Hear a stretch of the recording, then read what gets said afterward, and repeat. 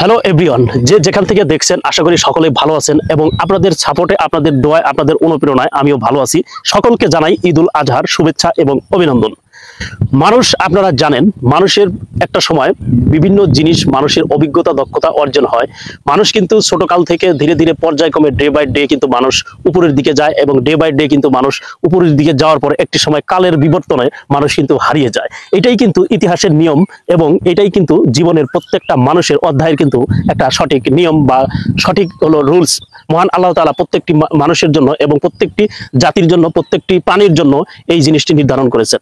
আমরা কিন্তু সব ছোট থেকে বড় হওয়া পর্যন্ত অনেক কিছুই আমরা কাজকর্ম করে থাকি মানুষের, আমাদের পরিবর্তন আনার জন্য, আমাদের মেন্টালিটি ভালো করার জন্য, আমাদের এনভায়রনমেন্টালি ভাবে আমরা অনেক শক্তিশালী মজবুত করার জন্য অনেক ধরনের পরিশ্রম করে থাকি। আপনারা জানেন ম্যাক্সিমাম মানুষ কিন্তু বড় বড় শহর কেন্দ্রিক যে অবস্থানগুলোতে রয়েছে তারা কিন্তু ছোট থেকে একদম গ্রাম কেন্দ্রিক থেকে কিন্তু তারা উঠে কিন্তু আজকে বড় বড় বিশেষ ক্যাডার বা বড় বড় সরকারি কর্মকর্তা কর্মচারী কিন্তু তারা পদ দখল করে আছে। ম্যাক্সিমাম একটা জরিপে আপনি দেখবেন বড় লোকের ছেলে পেলে যারা আছে তারা কিন্তু খায় আর ঘুমায়, তাদের কিন্তু অতটা কিন্তু মেধা কিন্তু তারা মানে থাকে না। তাদের দেখা যায় যে পূর্বপুরুষ তার বাবে হয়তো গ্রাম থেকে উঠে গিয়ে তারপরে দেখা যায় যে শহরে কিন্তু লক্ষ লক্ষ কোটি কোটি টাকা সে ইনকাম করে বাসা বাড়ি ফ্ল্যাট সবকিছু করে ফেলছে। একটা সময় গিয়ে দেখবেন সেই তারই ছেলে দেখা যায় যে মানে সে শুয়ে থেকে বসে থেকে খাওয়ার কারণে একটা সময় তার সেই অর্জিত, বাবার অর্জিত টাকা পয়সা ধন দৌলত সব কিন্তু ধুলাশিত করে দেয়, তার ফিউচারটা কিন্তু অন্ধকার হয়ে যায়। আর গ্রাম কেন্দ্রিক যে সমস্ত মানুষ, যে সমস্ত ছেলে পেলে বা ছেলে মেয়ে যারা আছে তারা কিন্তু দেখবেন ইউনে থেকে শুরু করে মানে বড় বড় বিশেষ ক্যাডার, আইজি বা বিভিন্ন পদস্থ সরকারি কর্মকর্তা বড় বড় পর্যায়ে কিন্তু তারা কিন্তু বড় বড় পদ দখল করে আছে। এটা কিন্তু তাদের মেধাশ্রম এবং তাদের অ্যাক্টিভিটির কারণেই কিন্তু তারা আজকে এত বড় পর্যায়ে, এত বড় জায়গায় কিন্তু তারা গিয়ে অবস্থান করতেছে।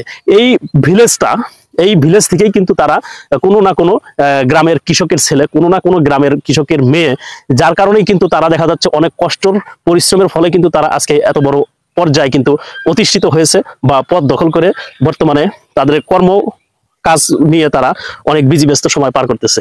মানুষ কিন্তু এভাবেই কিন্তু ধীরে ধীরে এগিয়ে চলে যায়। তো এই মানে সবচাইতে এই গ্রামটাকেই আসলে প্রাধান্য দেওয়া উচিত। বাংলাদেশের যত গ্রাম আছে প্রত্যেকটা গ্রামকে সবচেয়ে বেশি মোস্টেড ভাবে প্রাধান্য দেওয়া উচিত বলে আমি মনে করি। কারণ এই গ্রাম থেকেই দেখা যায় যে মানুষ বড় বড় জায়গায় কিন্তু অবস্থানে, সময়ের পরিবর্তনে তারা কিন্তু দেখা যায় যে হয়তো পড়াশোনার জন্য বা পড়াশোনা শেষ হলে দেখা যায় চাকরির জন্য তারা কিন্তু যান্ত্রিক শহরে কিন্তু তারা ইন হয়ে পড়ে, মানে শহরের মধ্যে তারা জীবনযাপন করা শুরু করে। এই শহর জীবন যখন স্টার্টিং হয় তখন দেখা যায় যে এইখান থেকে সে ছোটবেলায় সে না খেয়ে পড়াশোনা করছে, পান্তা খেয়ে পড়াশোনা করছে, অথবা দেখা যায় যে সে আরো অনেক স্ট্রাগলিং করে কিন্তু পড়াশোনা করছে, যার কারণে কিন্তু সে আজকে গ্রাম থেকে সে হলো শহরে গিয়ে কিন্তু ভালো একটা অবস্থান, শক্তিশালী মজবুত, মানে সে নিজের অবস্থানটাকে সে কিন্তু শক্তিশালী করতে পারে। এবং শহরে যারা আছে লক্ষ লক্ষ কোটি কোটি টাকার মানুষ বা বড় বড় কোটিপতি যারা আছে তাদের ছেলে মেয়ে দেখবেন বড় বড় গাড়ি এবং বড় বড় দেখা যায় যে তারা নেশাগ্রস্ত এবং আসক্ত হয়ে তারা অ্যাডাক্টেড হয়ে তাদের জীবন দেখা যায় যে একদম ড্যামেজের মধ্যে চলে যাচ্ছে।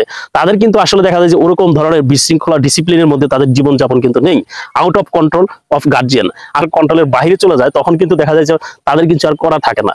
তারা কিন্তু গ্রামে কিন্তু একটা মানুষ ছেলে বা মেয়েকে যেরকম শাসনের মধ্যে রাখা হয়, শহর কেন্দ্রিক কোনো ছেলে এবং মেয়েকে কিন্তু এতটা শাসনের মধ্যে কিন্তু রাখা হয় না, যার কারণে কিন্তু এখানে একটা ডিফারেন্ট একটু থাকে, যার কারণে দেখা যায় যে মানুষ কিন্তু এখান থেকে অনেক যেটা বের হয় সেটা কিন্তু অনেক মেটাল বা অনেক এমএস হিসাবে মানে লোহার মতো শক্ত হয়ে সে প্রতিষ্ঠিত হয়ে কিন্তু বড় একটা মানে প্রতিষ্ঠানে বড় একটা পদ কিন্তু সে অর্জিত বা অর্জন করে থাকে। সকলে ভালো থাকবেন, ধন্যবাদ, থ্যাংক ইউ।